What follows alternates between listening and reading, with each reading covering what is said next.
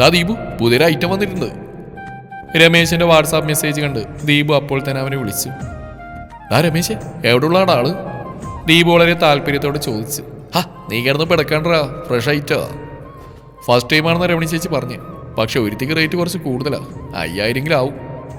Ramani ചേച്ചിക്കുള്ള commission വേറെ. നിനക്ക് ഈ കാര്യത്തിൽ നല്ല ഇൻട്രസ്റ്റ് ഉണ്ടെന്ന് എനിക്കറിയാം. അതറിഞ്ഞപ്പോഴേ നിനക്ക് മെസ്സേജ് ചെയ്ത ഞാൻ. 25 വയസ്സേ ഉള്ളൂ അവൾക്ക്. രമണി ചേച്ചിയുടെ കയ്യിൽ നിന്റെ ഭാഗത്തിന് വന്നു വിട്ടാൽ മോനെ അവള്.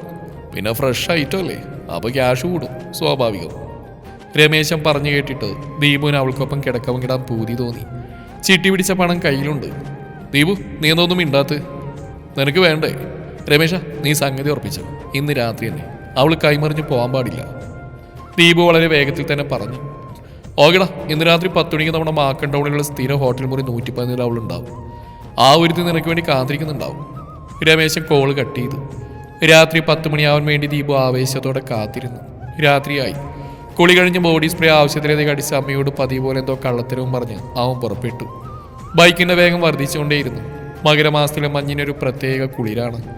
10 മണിയോടെ അവൻ റൂമിലെത്തി. രമേശൻ അവിടെ വെയിറ്റ് ചെയ്യുന്നുണ്ടായിരുന്നു. കയ്യിൽ കരുതിയ പണം രമേശനെ ഏൽപ്പിച്ചു. ദീപു അവനോട് ചോദിച്ചു, ആളെവിടെടാ? ആള് റൂമിലുണ്ട്, നീ ചെല്ലടാ, ഓൾ ദി ബെസ്റ്റ്. രമേശനെ തെറുപ്പ് വീടി കത്തിച്ചുകൊണ്ട് പറഞ്ഞു. റിസപ്ഷനിൽ നിന്ന് പയ്യനെ നോക്കി ചിരിച്ചിട്ട് ദീപു ലിഫ്റ്റിൽ കയറി 3ാം നിലയിലേക്ക് ഉയർന്നു. 111 നമ്പർ മുറി തുറന്ന് ദീപു അകത്തേക്ക് കയറി. ബെഡിലിരിക്കുന്ന പെൺകുടിയെ കണ്ട് വാ പൊളിച്ച് നിന്നുപോയി. എത്ര സുന്ദരിയാണവൾ!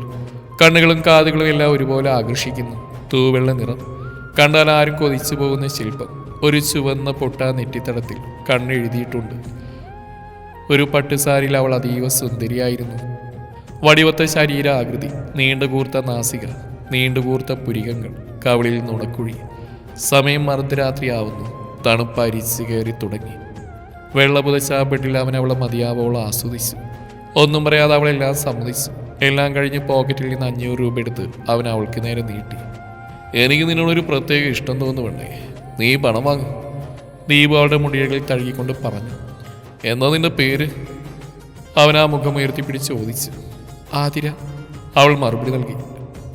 നിനക്ക് ഈ പണം വേണ്ടേ? ദീപു വീണ്ടും ചോദിച്ചു. അവൾ അല്പനേരം തലവനിച്ചിരുന്നു. എന്നിട്ട് പറഞ്ഞു, വേണ്ട. പിന്നെ എന്താ നിനക്ക് വേണ്ടത്? ദീപു വീണ്ടും ചോദിച്ചു. അവൾ അവൻ്റെ കണ്ണുകളിലേക്ക് നോക്കിക്കൊണ്ട് പറഞ്ഞു, സർ, എന്നെ കല്യാണം കഴിക്കുമോ? ദീപു നിശബ്ദനായി. സാറ് വിഷമിക്കണ്ട, ഞാൻ വെറുതെ ചോദിച്ചാൽ. ആദ്യമായിട്ട് ഒരു പുരുഷൻ്റെ ദേഹത്ത് സ്പർശിക്കുന്നു. ഞങ്ങളെപ്പോലുള്ളവർക്ക് ഈ കല്യാണം ഒന്നും പറഞ്ഞിട്ടില്ല. കാരണം ഇറച്ചിക്കടയിൽ ചെന്ന ജീവനുള്ള പോത്തിനേക്കാൾ വിലയും ആവശ്യക്കാരും ഇതിൻ്റെ ഇറച്ചിക്കായിരിക്കില്ലേ? അതുപോലെയാ എന്നെപ്പോലുള്ളവർ. പക്ഷേ സാറിനെ ഞാൻ മറക്കില്ല. ആദ്യമായിട്ട് സ്പർശിച്ച പുരുഷനെ ഒരു പെണ്ണും മറക്കില്ല.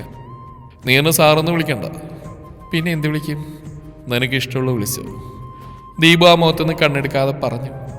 എന്നെ ഒരാൾ കല്യാണം കഴിക്കുകയാണെങ്കിൽ ഞാൻ അയാളെ ഏട്ടെന്ന് വിളിക്കും. അതുപോലെ വിളിച്ചോട്ടെ. ദീപു തലയാട്ടി. നീ എങ്ങനെ രമണി ചേച്ചിയുടെ കയ്യിലൊന്ന്? ദീപു ചോദിച്ചു. അമ്മ മരിച്ചതിൽ പിന്നെ അച്ഛൻ്റെ ചില നോട്ടങ്ങളും മദ്യപിച്ച് കഴിഞ്ഞുള്ള ചില പെരുമാറ്റങ്ങളും എനിക്കൊരു മകളെന്ന നിലയിൽ അംഗീകരിക്കാൻ കഴിഞ്ഞില്ല. ആ വീട് എനിക്കൊരു സുഖമുള്ള അന്തരീക്ഷം തന്നില്ല. പിന്നീട് വീട് വിട്ടിറങ്ങിയ ഞാൻ രമണി ചേച്ചിയുടെ കയ്യിൽ പെട്ടു. അവരെനിക്ക് ജോലി വാഗ്ദാനം ചെയ്തു. പിന്നീട് മനസ്സിലായി എൻ്റെ മാംസത്തിൻ്റെ വിലയാണ് എനിക്കുള്ള ശമ്പളം എന്ന്. നിനക്ക് എൻ്റെ പേരറിയണ്ട പെണ്ണേ?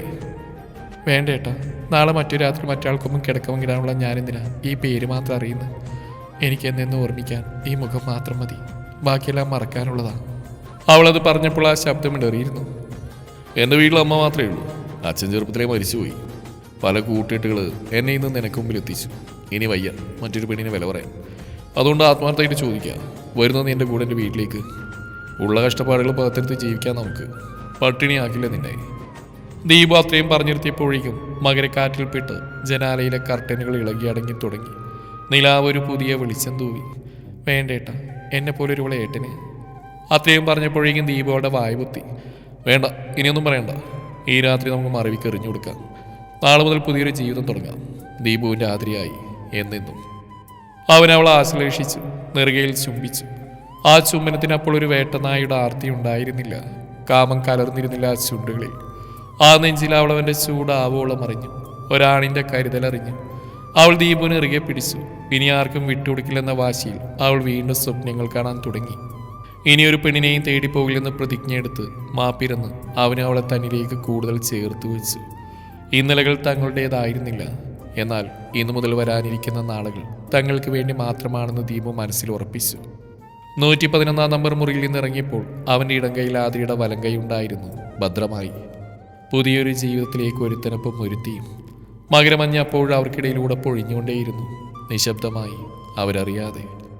മാംസത്തിന് വിലയിടാതിടൂ, മനസ്സിന് വിലയിടാം, മരിക്കുവോളം സ്നേഹിക്കാം. പെണ്ണുടൽ കൊതിക്കണം നീ എന്ന പുരുഷനെ അവൾ പേടിക്കരുത് നിന്റെ നോട്ടത്തിൽ. അവൾ നാണിക്കണം നിന്റെ കണ്ണീറിൽ. കീഴ്പ്പെടുത്താം പെണ്ണിനെയല്ല പ്രേമത്തെ. നേടിയെടുക്കണം നേരിൻ്റെ നിറയിൽ നിസ്വാർത്ഥ സ്നേഹം. സ്നേഹിക്കുക, സ്നേഹിക്കപ്പെടുക.